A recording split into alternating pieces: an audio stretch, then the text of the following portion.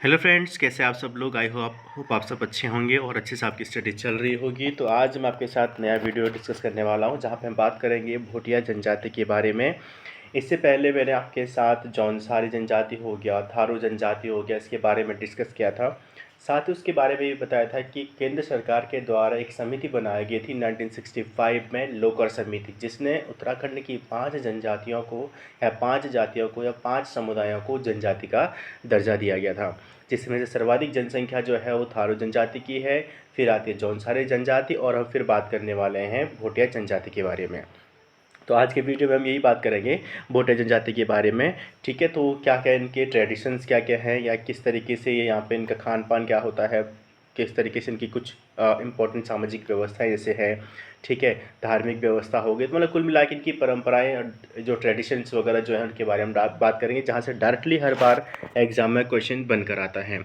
तो इसके लिए अगर आप फर्स्ट टाइम चैनल पर आ रहे हैं तो चैनल को सब्सक्राइब जरूर कर लीजिएगा, बेल आइकन जरूर प्रेस कर लें और ऑल को नोटिफिकेशन आप ऑन कर लें, ताकि जो भी वीडियो अपलोड करता हूँ सबसे पहले आपके पास का नोटिफिकेशन आ सके। तो चलिए स्टार्ट करते हैं आज का वीडियो।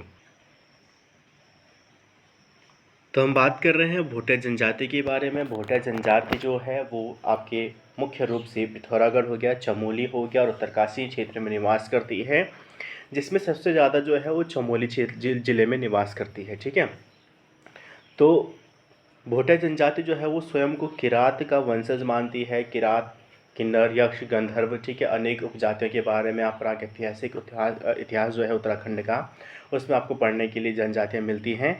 इस समुदाय के बारे में पढ़ने के लिए मिलता है और स्वयं को एक खस राजपूत मानते हैं। जो भोटिया जनजाति होती है ये अर्ध घुमंतु प्रकार की होती है। अर्ध घुमंतु मतलब घूमते रहे, अपना प्रवास जो होते हैं वो चेंज करते रहते हैं।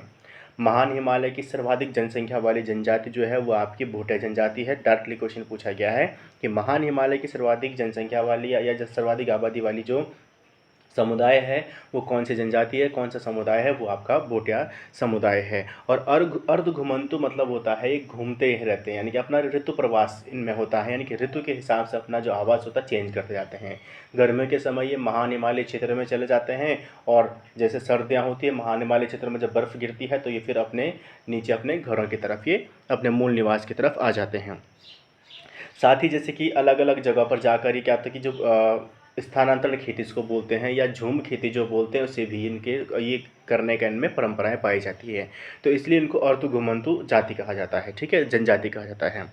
तो उपजाति इसमें जैसे कि मारछा हो गया, तोलछा, जोहारी, शोका, दारमिया, जाड़, चौंदासी, ब्यासी, जेरठा व छापड़ा, ठीक है, या बखरिया जिसको बोलते हैं, ये अलग अलग यहाँ पे इनकी उपजातियाँ पाई जाती हैं। तो इनके जो मुख्य उपनाम जैसे कि मारछा जो होता है ये चमोली में इनको बोला जाता है, पिथौरागढ़ में तोलछा के नाम से जानते हैं। जाड़ जो होता है उत्तरकाशी में पाई जाती है, जाड़ जनजाति, ठीक है। तो ये जाड़ जो है ये क्वेश्चन भी आपके पास पूछा गया है, जो कि भोटिया जनजाति की उपजाति है, ठीक है, और भोटे से ये बिलोंग करते हैं, जाड़ जनजाति। तो उपजातियों में इनके इनके अलग अलग नाम हैं, जैसे मारछा हो गया वो आपको चमोली में इनकी नाम के लिए प्रयोग किया जाता है। 1962 से पहले नीति, माणा, दारमा, दर्रों के माध्यम से तिब्बत के लिए व्यापार करते थे। तो भोटिया जनजातियों का जो व्यापार होता तो तिब्बत में होता था 1962 से पहले। 1962 जब भारत चीन युद्ध हुआ था उसके बाद से ये समाप्त हो गया है। 1914 में ये जो था इसको खोला गया था इनके लिए। 1914 से ये व्यापार कर रहे थे तिब्बत के साथ, और 1914 से 1962 तक इन्होंने तिब्बत के साथ व्यापार किया और उसके बाद इसको बंद कर दिया गया। ये जो जनजाति है यानी कि जो भोटिया जनजाति है, तिब्बत एवं मंगोलियन जो जाति है उसके मिश्रण से ये दिखती है, और उनकी तरह इनका जो फेस कट जो होता है या दिखने का जो होता है उन्हीं की भांति ये दिखते हैं, और तिब्बती वर्मी भाषा परिवार से ये जाने जाते हैं। इनका मूल जो होता है वो तिब्बती परिवार भाषा के रूप में माना जाता है।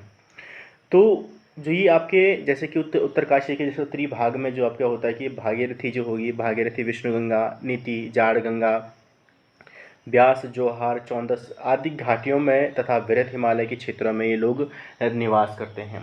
ठीक है, तो ये मध्य महान हिमालय जो क्षेत्र होता है वहाँ की सबसे बड़ी जनजाति है, वृहद हिमालय क्षेत्र की सबसे बड़ी जनजाति होती है। उत्तरकाशी के अंगर हो गया, जादुंग हो गया, नेलंग जैसे क्षेत्रों में निवास करते हैं। चमोली के नीति, माणा, मलारी, टोला आदि जगहों पर निवास करती हैं। साथ ही पिथौरागढ़ के डुंग हो गया और मेलम हो गया, तिडांग हो गया, मतौली हो गया, जौलिंग हो गया, डोंग कुटी हो गया, तो इन क्षेत्रों में ये निवास करते हैं। तिब्बती परिवार के लोगों की तिब्बती भाषा में रंगपा जो होता है, इनको रंगपा कहा जाता है तिब्बती भाषा में। रंगपा मतलब होता है, यानी कि रंग मतलब होता है घाटी और पा मतलब होता है निवास, यानी कि घाटी के निवासी जो होते हैं इनको बोला जाता है तिब्बती भाषा में रंगपा। ठीक है। नीति घाटी, इसलिए फिर नीति घाटी में रहने वाले भोटियों को नीति रंगपा कहा जाता है। माणा में रहने वाले भोटिया जनजाति को डोनी रंगपा कहा जाता है। उत्तरकाशी में सोसा रंगपा कहा जाता है। तो भोटे जनजाति जो होती है ऋतु प्रवास वाली जनजाति होती है, जैसे मैंने आपको पहले बताया था कि इनमें ऋतु प्रवास होता है और ये क्या करते हैं कि ग्रीष्मकालीन समय में ये महानिमालय क्षेत्रों में, वृद्धिमालय क्षेत्रों में निवास करने जाती है अपने भेड़ बकरियों, अपने जो मवेशियों के साथ। ठीक है। और जब वहाँ से शीतकाल होता है और फिर अपने मूल आवास में आ जाते हैं। इसी के क्रम में इनके ग्रीष्मकालीन आवास को मैत कहा जाता है और इनका शीतकालीन जो आवास होता है उसको मुनसा या गुंडा कहा जाता है। ठीक है। तो अभी ये क्वेश्चन डायरेक्टली पूछा भी गया था, तो ये जो मैथ और ये इस तरीके से क्वेश्चन अपर पीसीएस में पूछा भी गया था। ठीक है। मे बी उस पर ऑब्जेक्शन लगना चाहिए। भोटे जनजाति के लोग शराब को छंग कहते हैं, जो कि चकती भी कहा जाता है। तो ये जो शराब होती है इसको बोलते हैं छंग और साथ इसको चकती भी ये बोलते हैं। तो चकती और छंग जो है इनका द्वारा एक प्रिय पेय जो होता है भोटे लोगों का, मान सकते हैं आप छंग। ठीक है। परिधान जो होता है, जो परिधान यानी कि जो इनका जो पहनावा होता है, तो रंगा पहनते हैं, तो घुटनों तक का जो कि लंबा सा कोट होता है, जो कि बकरी की जो ऊन जो होती है, जो बकरी से निकाली गई खुद ये ऊन जो है वो निकालते हैं, उसको बनाते हैं और उसी से ये कोट का जो है वो निर्माण करते हैं, जिसको रंगा कहा जाता है। गैजू या खचकसी खगचसी, तो गैजू या खगचसी जो है ये ऊनी पजामा होता है। और चुगटी या चकुल, जो चुंगटी जो होता है या चकुल जो होता है टोपी को बोलते हैं। बांखें, बांखें इनमें बोला जाता है, जो ऊनी जूते बनाते हैं ये उनको बोला जाता है बांखें। जो स्त्रियां होती हैं वो चुमाला, चुमाला मतलब पूरी बाहत वाली जो मैक्सी नुमा जो वस्त्र होता है, जो पूरी बाह का जो होता है उसको बोलते हैं चुमाला पहनती हैं। च्यों यानी कि आधी बाहों वाला जो मैक्सी नुमा वस्त्र होता है उसको च्यों बोला जाता है। च्यों आधी बाहों वाला, चुमाला पूरी बाहों वाला। ठीक है। च्यूकला, च्यूकला होता है टोपी नुमा वस्त्र जो होता है। और ज्यूख्या, ज्यूख्या मतलब होता है कि कमर में बांधने वाला एक वस्त्र होता है, ज्यूख्या बोला जाता है। चिबती होता है। ज्यूजम होता है, ज्यूजम मतलब होता है कमर में लपेटने वाला वस्त्र, या जिसके बोल सकते हैं तगड़ी बोलते हैं कुछ इस तरीके से गढ़वाली भाषा में। ठीक है। पगड़े। ठीक है। भोटे जनजाति का मुख्य जो पेय पदार्थ होता है वो होता है ज्या। ज्या जो होता है इनमें वो बनता है वृक्ष की छाल से। वृक्ष की छाल यानी कि वृक्ष की छाल जो होती है और उसमें दूध हो गया, मक्खन हो गया, नमक आदि मिलाकर ये बनाया जाता है। भोटिया लोगों में जो आभूषण होता है, जैसे लक्षेप हो गया, लक्षेप मतलब जो अंगूठी होती है उसको बोलते हैं रिंग जो होती है। ठीक है। तो गढ़वाली भाषा में इसको गुंठी हो गया या मुंदड़ी हो गया, अंगूठी भाषा को बोला जाता है। बीरावली, बीरावली जो होता है इनके सिर पर पहने जाने वाला, जैसे पतेली बाली हो गया, बीरा बाली हो गया। ठीक है। और बीरावली हो गया, पतेली बाली हो गया, छाकरी बाली हो गया, तो ये सारे इनमें जो होते हैं वो सिर पर पहने जाने वाले आभूषण होते हैं। बलडंग, बलडंग होती है चांदी के सिक्कों वाली एक लंबी सी माला बनाते हैं, जिसको बोला जाता है बलडंग। ठीक है। खोंगली, खोंगली बोला जाता है हंसुली को, गढ़वाली में हंसुली बोलते हैं और उनकी भाषा में इनको खोंगली बोला जाता है। मनसाली यानी कि मनके वाली जो माला होती है उसको मनसाली बोलते हैं और आभूषण को ये बोलते हैं साली पुली। ठीक है। तो ये अनेक आभूषण ये लोग पहनते हैं। भोटिया चावल, भोटिया लोग जो होते हैं चावल या मंडवा का जो साथ होता है इसको बोला जाता है शाकू। छाकू जो है बनाते हैं। और सामान्य रोटी जो होती है उसको बोलते हैं कुटो, जो कि बड़े आकार की रोटी पूली होती है। और पतोड़ा जौ, मंडवा, गेहूँ और सत्तू से जो बनता है इसको बोलते हैं सिल्दू। दाल सब्जी जिनको ये छामा भी बोलते हैं, वह मांस के शीतकाल के लिए सुखा कर रखते हैं। तो इनका जो पकवान होते हैं, जैसे हम चावल बोलते हैं, मंडवे का भात बोलते हैं, तो इनके छाको बोला जाता है। हम जो रोटी सामान्य रोटी बनाते हैं उसको कुटो बोलते हैं। बड़ी आकार की रोटी जैसे हमारे यहाँ पे बनती है तो उसको पूली बोलते हैं। ठीक है। पतोड़ा हो गया, जौ, मंडवा, गेहूँ का सत्तू हो गया, तो उसको सिल्दू बोलते हैं। दाल सब्जी छामा व मांस को शीतकाल के लिए लोग क्या करते हैं, सुखा कर रखते हैं। ठीक है। तो इनमें जो मांस को सुखा कर रखने की प्रथा इनमें भी पाई जाती है और इसी तरीके की जौनसारी लोगों में भी प्रथा पाई जाती है, जब ये सुखा कर रखते हैं मांस को। ठीक है। तो शीतकाल में सुखा के लिए यहाँ पे गर्मियों में सुखा के रख देते हैं शीतकाल के लिए। ठीक है। अगला हम यहाँ पे देखते हैं कि सामाजिक व्यवस्था किस प्रकार की होती है। सामाजिक परिवार जो होता है इनमें तो पितृसत्तात्मक होता है या पितृ स्थानीय होता है। यानी कि पितृसत्तात्मक होता है, यानी कि परिवार का सदस्य जो मुखिया होता है वो क्या होता है, पिता होता है, इसलिए उनको ऐसे परिवारों को पितृसत्तात्मक परिवार बोला जाता है। परिवार को मवासा शब्द का प्रयोग किया जाता है, मवासा बोलते हैं, और ये गढ़वाली भाषा का भी शब्द है। गढ़वाली में भी बोला जाता है मवासा या मौ, परिवार के लिए मौ या मवासा शब्द का प्रयोग किया जाता है। तो इनको परिवार में मवासा कहा जाता है भोटे जनजाति में। यहाँ पर स्त्री एवं पुरुषों को समान अधिकार दिए गए हैं और इनमें एक पत्नी विवाह का प्रचलन जो है वो प्रचलित है, प्रथा जो है वो प्रचलित है। भावज देवर विवाह, यानी कि जो देवर जो होता है वो अपनी भाभी के साथ अगर किसी कारणवश जो होता है कोई विधवा हो जाती है तो देवर जो होता है भाभी के साथ विवाह कर सकता है। तो भौज देवर विवाह में प्रचलित है। गंधर्व विवाह या पुनर्विवाह या बाल विवाह का भी प्रचलन मिलता है। ठीक है, तो गंधर्व विवाह हो गया, पुनर्विवाह मतलब विधवा का दोबारा से विवाह होना, और बाल विवाह इस तरीके का प्रचलन में देखने को मिलता है। अगला यहाँ पे है कि इसमें संपत्ति का जो विभाजन होता है वो पिता के जीवित रहते ही कर देते हैं। और रंग भंग प्रथा जो युवा ग्रह प्रथा जो इसमें बहुत ज़्यादा पहले प्रचलित थी, गांव के बाहर जो होता था कुछ इस तरीके की कुटिया या कुछ इस तरीके की यहाँ पे एक बनाया जाता था, और वहाँ पर जो क्या कहते हैं नव युवक युवतियाँ जो थी मिलती थी, और वहीं पर क्या होता था उनके बीच में कहते थे कि शादी के लिए जो अपने आप को समझना और ये सारी चीज़ें, और फिर उसके बाद उनकी शादी करवा दी जाती थी। तो रंग भंग प्रथा जो थी इनमें बहुत ज़्यादा प्रचलित में थी, अभी थोड़ा कम दिखने को मिलती है, जिसको युवा ग्रह प्रथा भी बोला जाता है। नातेदारी हिंदू समाज की भांति अपने संबंधियों को निभाते हैं, और जैसे कि हिंदू समाज में या गढ़वाली में एक भाषा होता है अपने नातेदारी और कुल परिवार को स्वारा बोला जाता है, तो वैसे इनमें भी स्वारा का ही बोलते हैं। इनमें जो विवाह होता है दो तरह के विवाह होते हैं, जिसमें तत्सम और दामोला विवाह होते हैं। ठीक है, तो तत्सम विवाह होता है कि बाराती कन्या के घर जाते हैं, जैसे कि नॉर्मली होता है कि बाराती जो होते हैं वो कन्या के घर जाते हैं और शादी करके पूरे रस्म रिवाज के साथ लेकर आते हैं। दूसरा होता है दामोला। दामोला में ये लोग क्या करते हैं कि बाराती जो होता है वर के नाम पर, यानी कि दूल्हा नहीं जाता उसके नाम पर ही दुल्हन को ले आते हैं। विवाह के समय जो होता है विवाह का जो यानी कि जो भोटे जनजाति हैं उनमें विवाह को दामी शब्द इनके लिए दिया गया है, और सगाई को बोलते हैं थौची। ठीक है, सगाई को इनके में बोला जाता है थौची बोला जाता है। और इस अवसर पर यानी कि विवाह के अवसर पर इन लोगों में पौड़ा नृत्य किया जाता है, जो कि युद्ध गीत नृत्य है, हाथ में रुमाल बांध कर ही किया जाता है। तो आपके पास एक क्वेश्चन भी आता है कि पौड़ा नृत्य क्वेश्चन पूछा गया है। ठीक है, और किस प्रकार का नृत्य है, युद्ध गीत नृत्य है, वीर रस प्रधान की नृत्य है, और जो कि रुमाल बांध कर हाथ में रुमाल बांध कर ये किया जाता है।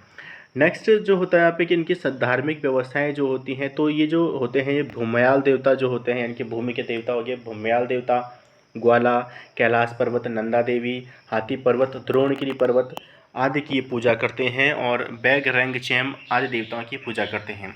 द्रोणगिरी पर्वत से रिलेटेड आपके पास एक कहानी भी आपने सुनी होगी कि जिस जगह पर यानी कि जिस जगह पर ये भोटा जो लोग निवास करते हैं द्रोणगिरी पर्वत के पास जो होते हैं, वहाँ पर हनुमान जी की पूजा नहीं की जाती है, जिसके कारण जो होता है यहाँ पे यानी कि रीज़न वो ही था कि जब लक्ष्मण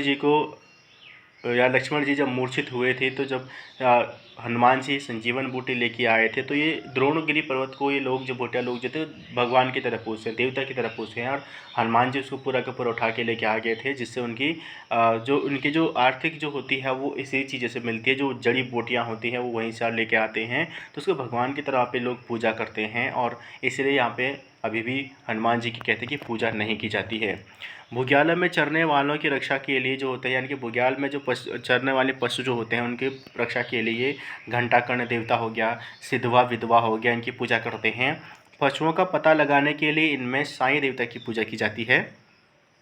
विपत्ति होती है, विपत्ति के समय हर कोई भगवान की पूजा करता है, तो इनमें भी एक तरह की प्रथा है जिसमें एक तिब्बती देवता की पूजा करते हैं, जिनका नाम है फैला, यानी कि फैला या घुरमा। ठीक है, तो फैला या घुरमा देवता की पूजा करते हैं। मृतकों की अशांति के लिए यानी कि मृतकों की आत्मा की शांति के लिए गण संस्कार इनमें किया जाता है।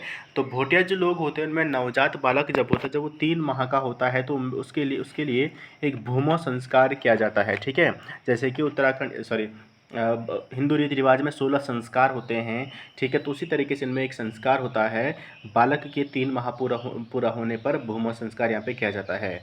प्रत्येक 12 वर्ष में भोटिया जनजातियों में एक उत्सव मनाया जाता है, इसको कंडाली उत्सव बोला जाता है या किरजी उत्सव बोला जाता है, जो कि प्रत्येक 12 साल के बाद यहाँ पे मनाया जाता है। अब बात करते हैं इनकी अर्थव्यवस्था के बारे में, इनकी अर्थव्यवस्था किस प्रकार की है, ठीक है।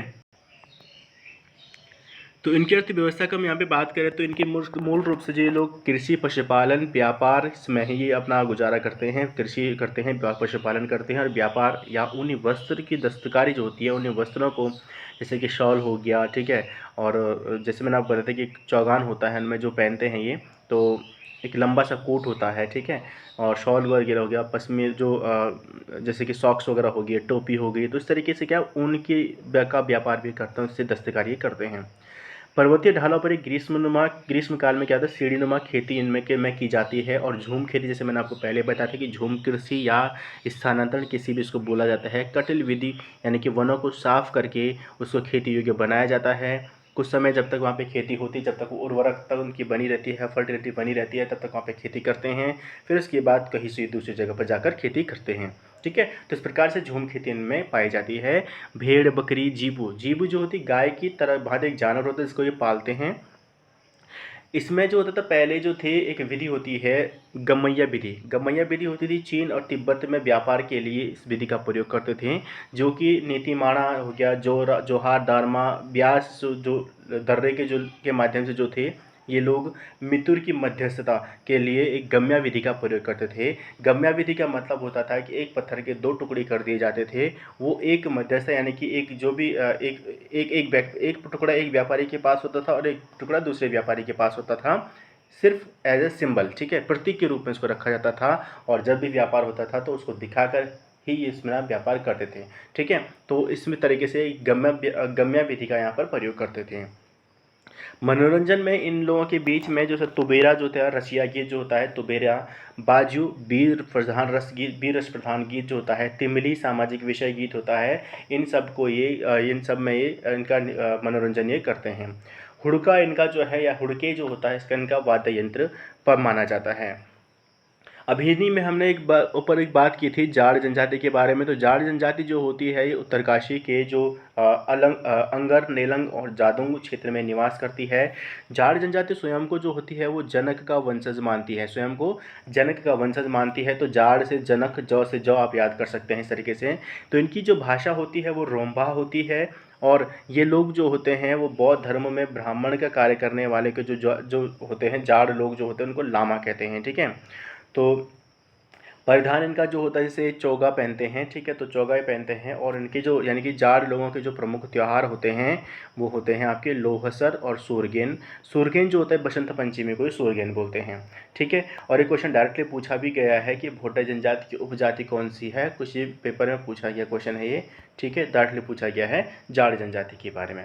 तो ये था आपके पास भोटा जनजाति के बारे में, उनकी सामाजिक व्यवस्था क्या क्या है, धार्मिक व्यवस्था क्या क्या है, किस प्रकार से उनका पहनावा होता है, क्या लोग वो पहनते हैं और किस प्रकार का उनके बीच में समाज देखने को मिलता है, ठीक है। यहाँ पर एक चीज़ बहुत बेहतर यहाँ पे देखने की मिली, जैसे हमने विवाह प्रथा का पे प्रचलन देखा है कि तो विवाह प्रथा में प्रत्येक तरह के विवाहों का यहाँ पे वर्णन किया गया है। मतलब चाहे विधवा विवाह हो, बाल विवाह हो, या बाल विवाह तो अलग है, ठीक है, वो थोड़ा सा वहाँ पे अलग हम उसको बोल सकते हैं कि वहाँ पे कुरूति भी इसको बोला जा सकता है। लेकिन जैसे विधवा विवाह हो गया, ठीक है, तो ये वहाँ पे बहुत अच्छी चीज़ देखने को मिलती है, ठीक है। तो मिलते हैं नए वीडियो के साथ, तब तक के लिए जय हिंद, जय भारत।